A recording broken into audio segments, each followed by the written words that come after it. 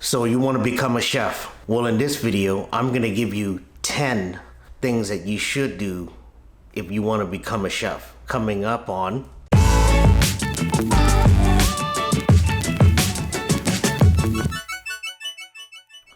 Hey, welcome back to the channel. I know I've been busy with the online traveling series, but I wanted to take a break while I'm still working on the edits of part 3 of the Chef Travels. I wanted to take a moment to be able to talk about 10 things that you should have in your arsenal when you want to become a chef. Now, let's be very clear. Being a chef isn't someone that's just on TV and just cooking for people and all of that. Being a chef, you're actually being a leader. The French word for chef really means chief. What you should be doing is really honing your skills of being a good cook and eventually working your way up to becoming a chef. So let's go to the 10 things that you will need to become a chef. Number 1, obviously cooking. So if you know how to cook and know how to taste, know how to season, and know how to do it consistently, notice I said the word consistently, then you are a good cook and eventually you're going to be a good chef. Number 2, have a vision. Let's say if you want to open a restaurant or some type of business, you have to have a vision of what you want to do. Like, do you just want to focus on breakfast? Do you just want to focus on Asian food? Do you want to focus on a certain genre or a certain demographic? Like, you just want to focus on working class professionals that want to have a really good meal at a cheap cost. Knowing your numbers. My chef mentor, Troy Dino, said, if you can't cost out a dish in your head within 30 seconds, then you have to get better with knowing your numbers. Let's say you want to sell a dish for a certain price. How are you going to calculate that? And that's going to be another video we're going to talk about on food costing, so that if you want to start making the business happen, then you know what you need to be able to have a successful business and be very profitable, but also adding value to what you're creating. Number 3, mise en place. Now, I've mentioned this term many times, but really mise en place is just straight discipline and learning where everything is, organization. Like, for example, for me, I'm not a very organized person at home, but when I'm at work or when I'm working in my small little business, I always say, okay, everything's going to be set over here. My cashier is going to be here. This is where I'm going to cook. This is where all my items. So have a sense of organization or mise en place. So like, you know where everything is. Even like, for example, if you are in the walk-in, you know where exactly everything is.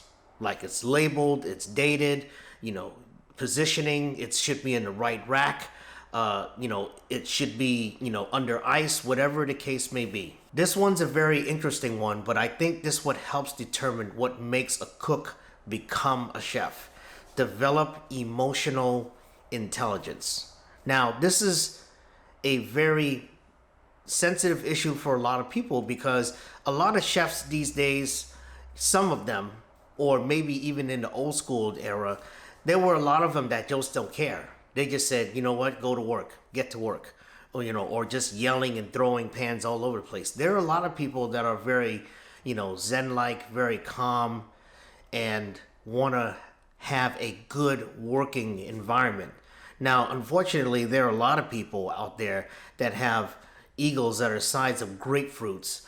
But for me personally, when I was going through the ranks of going to becoming an apprentice cook and then eventually sous chef and then eventually becoming head chef of a local establishment and eventually becoming my own boss, I realized that there are some things that I had to pick up. Like, back then my attitude sucked. I didn't really care about a lot of people.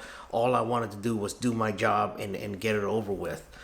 But eventually, when I wanted to get to the next step, I realized that my way of thinking had to change.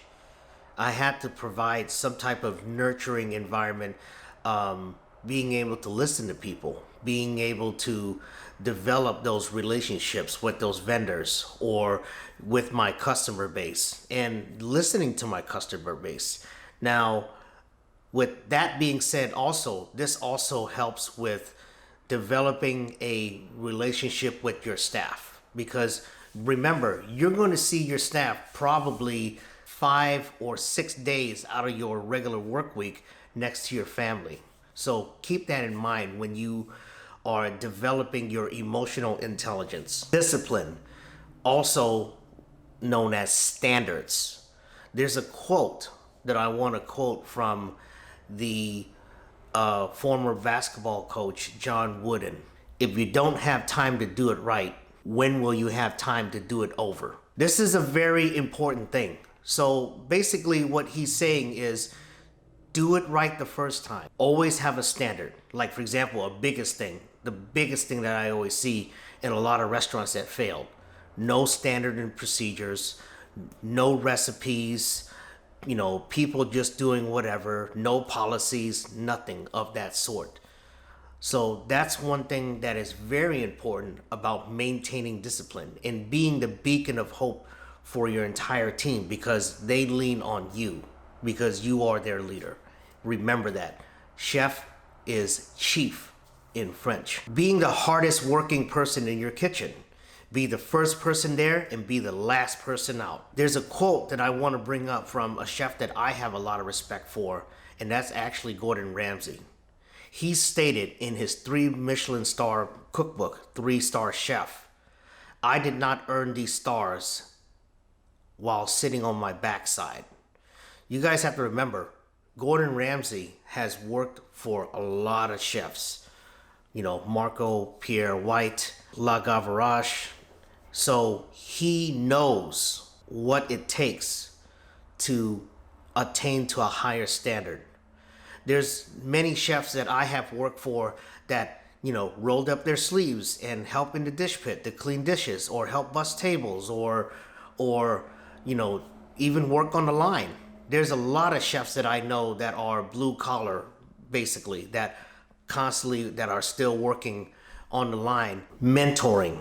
This is a very important skill for me, being a chef myself, is always promoting and teaching the next generation of cooks to becoming chefs one day. If you can't teach another person how to do something, then to me that you're going to struggle getting to that next level of being a chef. You want to teach people how to get there. And one of the best ways is taking them under your wing, give them some hard lessons, let them learn a little bit about the industry, and really just teach them the realities that, hey, this is not all, glitz, glamour, camera, and all of that. That will come later on in life. But I will tell you that back then, being a chef wasn't really like rock star status back then. Now it is, because people are seeing it through the view of social media and television. So it's a lot of hard work and also a lot of mentoring to get people to the next level. Point of view.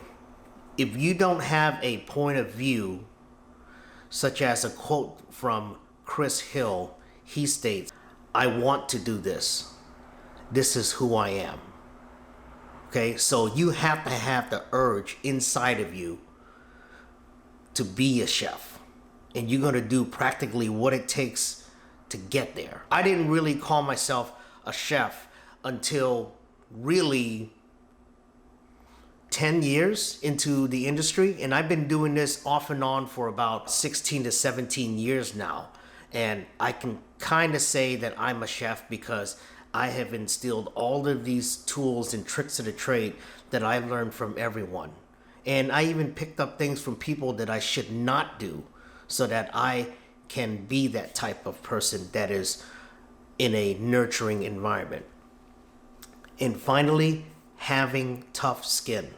Look, I understand it. There are going to be people that are never going to be happy with their meal. They're going to be a restaurant critic that says, oh, I think the food could have been a little better.